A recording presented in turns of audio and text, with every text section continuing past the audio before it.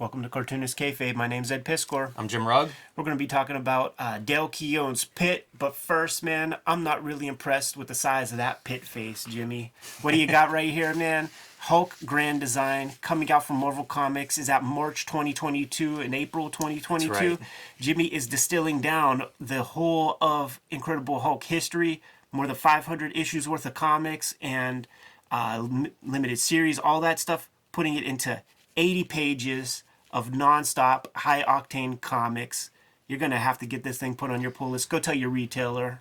The opposite of decompressed storytelling in there. Yeah, that's goddamn right, man. Hyper-compressed storytelling. These are the covers to the issues. Hulk Grand Design Monster, Hulk Grand Design Madness. And you can bet Del Keown is...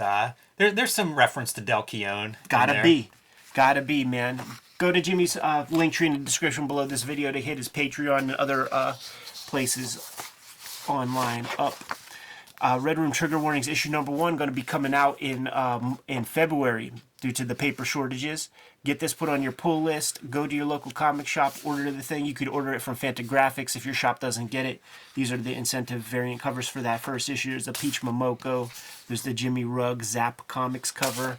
The Eddie P retail incentive variant right there. I'm serializing these comics on Patreon ahead of time. Reminds me almost of Basil Wolverton, some of those faces that he would do, the grotesqueries.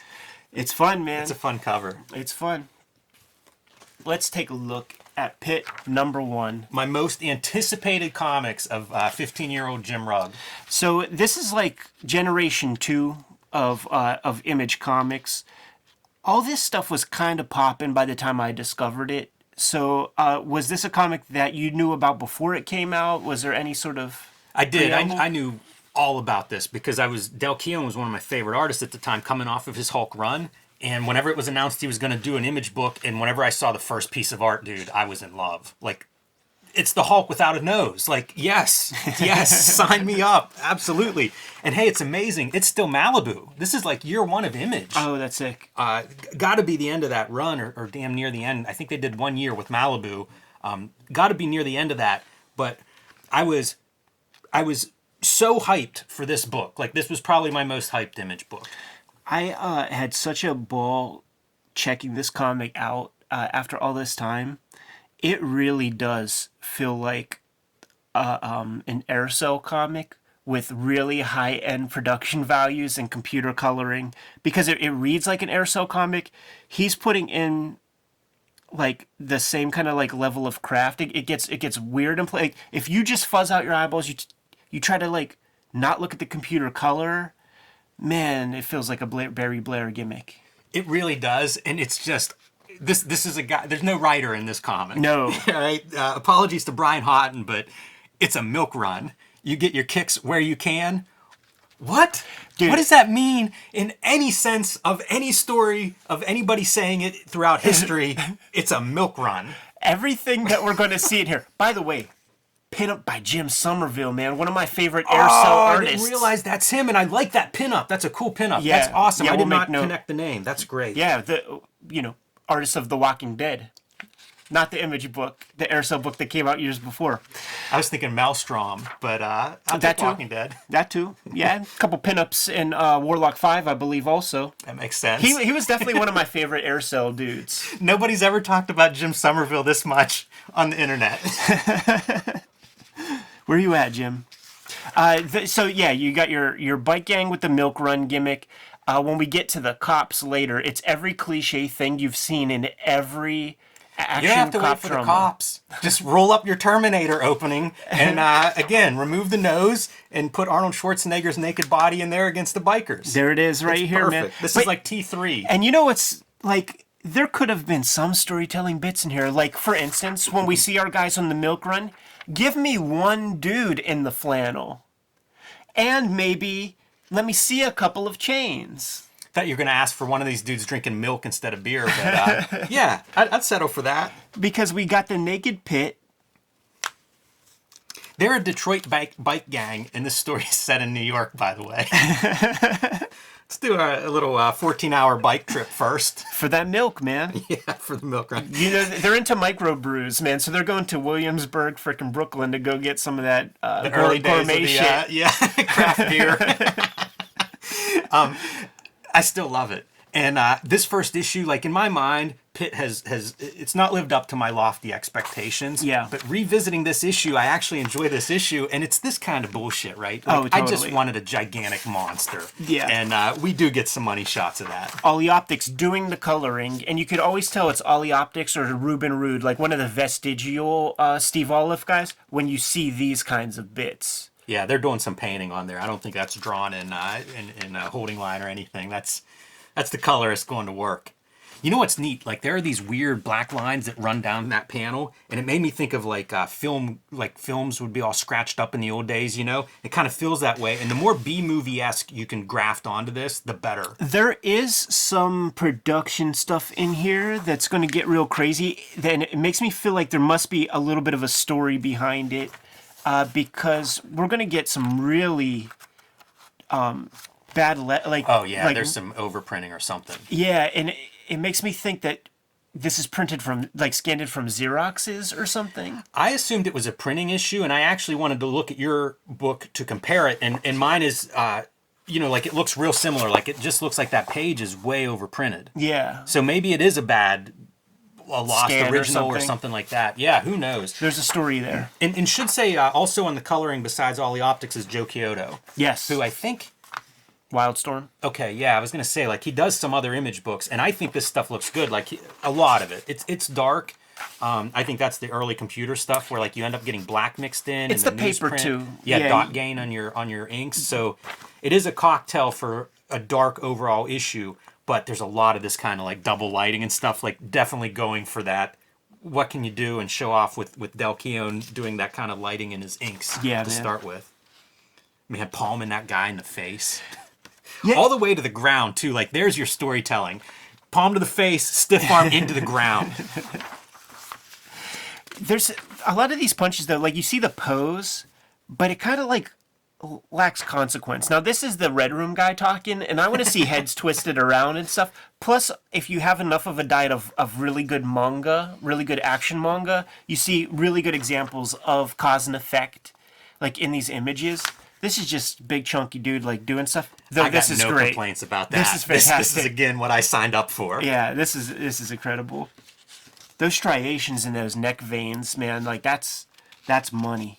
Yeah, I always wonder with his art, like, is he going in with white media in order to break up some of his hatching? Because like he'll run that stuff through pretty heavily hatched areas. The other great veins on top of veins. Oh, totally. The other great function of the PITT is the way that he does the hair, because it communicates movement and speed in like every image where it's required. Yeah. You know, like boom, that little mace knocks that hair forward. Got a subdued moment, but now he's going down. I think the hair should probably went like that, but a lot of movement in that hair. This has to be Glenn Danzig's favorite Image comic, right? Oh, I'm sure. It feels like goth and like all the Bisley stuff. Like he must have made a run at Del Keown whenever he was doing Verotic. Keown was in bands also.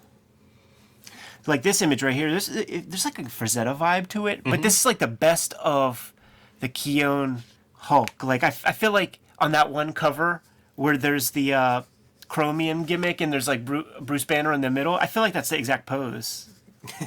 Yeah. Of the Hulk. He's so big. Look how freaking big. His arms are like the size of his lats. You know, it's almost like an extra muscle here with the shoulder and with the lat. Dude, it is Don Simpson Megaton Man, except he's playing it for real.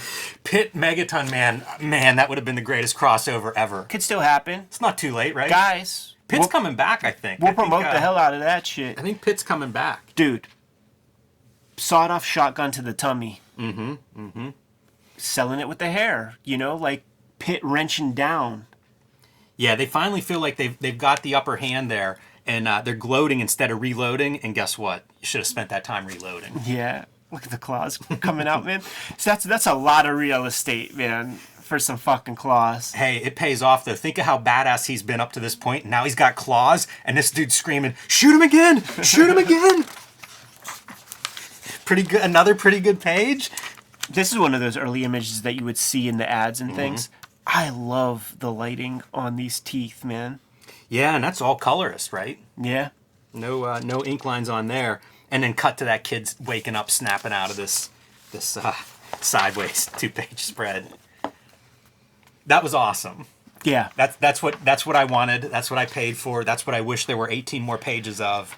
But pretty badass. That's how you open your comic if you're a monster comic. As Peter Chung said, man, if everything's a climax, there's no climax. So we have to have our little guy with his. This is really Willy Wonka. You know, that's like Grandpap from Willy Wonka. It's a little boy from Willy Wonka. Yeah, I mean, I'm sure it's from something. Yeah. Show me the part of this comic that is original. I know. Like, I'm telling you, man, just look at the black and white. It's a freaking Aircel comic. Yeah,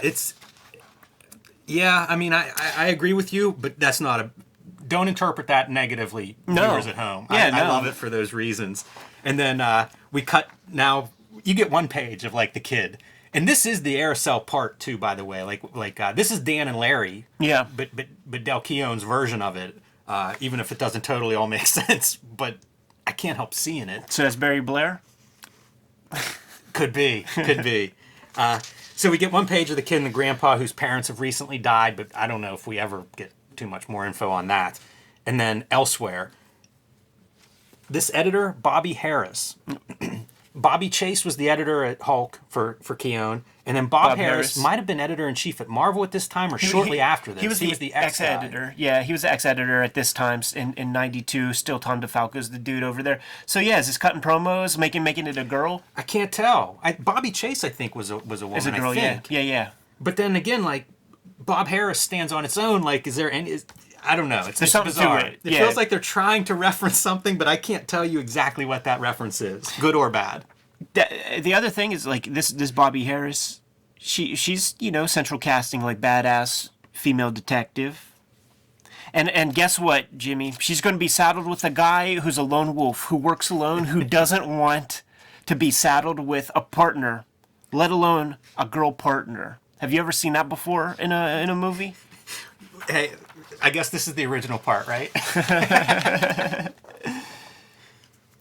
Smithers with the glasses. Yeah, this page is so dark. If you told me it was reproduced from pencils, I'd be like, okay, that maybe, you know, you adjust your levels to make sure they print well enough and it ends up a little bit dark. I don't know what's going on. It's weird. I think it's just a printing issue. There's a lot of ink on these pages. Yeah. I feel like they're violating some rules on, you know, how much ink coverage you're supposed to put on a page. There's a lot of ink on these pages. Yeah, so PITT now has a flannel shirt wrapped in chains, and we have seen no flannel nor chains on any of those bike dudes. So you just got to put those... It's what happens between the gutters, Jimmy. Yeah, exactly. It's the magic of comic storytelling. And then useless, this inner monologue of, that was unnecessary, your actions were barbaric at best. Well, see, he has a symbiotic relationship with these aliens up in the sky. Look at that uninspired maggot pod design. That is not a fun alien design. It just looks like an alien baby like being swaddled. Nothing but PITT is cool. And this thing, like, this isn't that cool. We don't care about your little alien race thing. Our crime spreading too much light throughout the universe to T-O, not T-O-O. Our sentence, death. And Dale doesn't even really care about drawing motorcycles that much, man. Like, even his motorcycles ain't that inspired. Your words assault me. PITT sensitive. You know, this is the era of Luke Perry, the bad guy with a heart of gold. They're examining the an after crime scene in this subway cart, which I think was the Youngblood 4 PITT preview story. Yeah. And again, it just piles on the cliches, right? Like, this is something that you would see in any kind of like crime, you know, any crime procedural TV show. You would get this kind of stuff. Probably one of the best pieces of comic book storytelling in this issue is Merton Riggs, like running down the stairs, coming to this corridor, and you just see the bodies, you know, squirting against the wall. Like, that's a good piece. Really good panel. In the middle of the page like that, a wide horizontal shot. It's almost 9-panel grid. You know, the way it's you're right. Very good. It works really well. And you know, even this kind of like hyperbole of "run for your life, we're all doomed." Like, This comic is just, it's turned up to 11. Yeah. All the time. And here are the guys. Now, you know what, man? This is pretty cool. This looks like video game bad guys and shit. They do. I'm mildly less impressed, although I love the size of this guy's like claw bionic arm thing. Yeah. But That could be in Warlock. it could be yeah. Keown, here's what's fun about this kind of shit, because it's sort of no different than when we were kids at this stage, learning to draw comics, and you're excited to be drawing this part. Fuck this. Like, he doesn't give two shits about this stuff, man. That looks like super uninspired. Okay, you know, Ken Landgraf or something. Like that is nothing, but he is definitely spending his energies on that right there. There's a lot there. I love this police officer's face gun look. She should be just peeling off rounds at that guy. Yeah. The gun's in position, man. Just start squeezing the trigger. All right, man. Let's go take a look at our... Sam Keith popping up here. So that's your other wave 2. You know, I think of Max and PITT as being like that, the second generation after the founding Image creators. These felt like the guys who hopped on. I think Shaman's Tears is probably part of the second wave. Wildstar. But certainly Sam Keith, an interesting one to put in here. I have complete runs of both Max and PITT to give you some context of how I feel about these two books. Nice, man. You have all 8 issues of PITT? Dude, 20 issues of PITT. Is that true? Oh, yeah, and those last ones were hard to find. Wow. So there's your Jim Somerville PITT. Looks very different than the regular PITT, and I like it. Like, this is a cool looking version, I think, of this character. This is that definite like late period Somerville, man. You could tell by some of the brush hatching and the lighting on the chest and stuff, where he's using the brush. You know, it's like not quite Dandy Don Simpson, but That's it's in exactly that spirit. Who I thought of, yeah. Some of that forearm inking is so Don Simpson-esque. Yeah. Go check out those Walking Dead comics. Like they are really freaking cool. I think there's 4 issues. This feels like the heavy metal side of the PITT character being interpreted on this pinup. Yeah, for sure. Wizard Magazine getting an ad.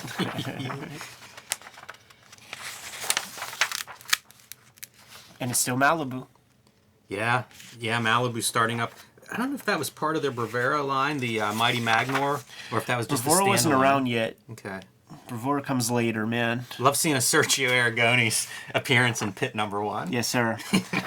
Super fun, man. No idea that there were 20-some issues. That's a revelation for me today. Goes self-publishing for Full Bleed pretty Studios. early on, and then I don't know if it ends up at Top Shelf or not, but eventually Keown would show up in I keep calling it Top Shelf. Top Cow. Mark Silvestri's run. I think he would draw Darkness there, and it was so tight and refined, his drawing by that point, it had kind of lost all the edges that I loved.